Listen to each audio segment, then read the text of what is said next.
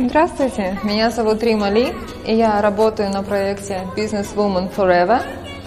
Моя роль Рузанны – девушки богатого отца, которая занимается бизнесом ради удовольствия, но при этом она очень чувственная и эмоциональная. Поэтому передо мной непростая задача сыграть героиню, одновременно любящую, эмоциональную и при этом стойкую.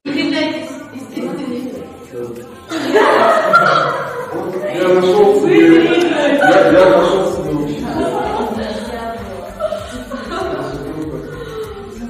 Смотрите, мне как раз идут очки. Я уже в истории скажу.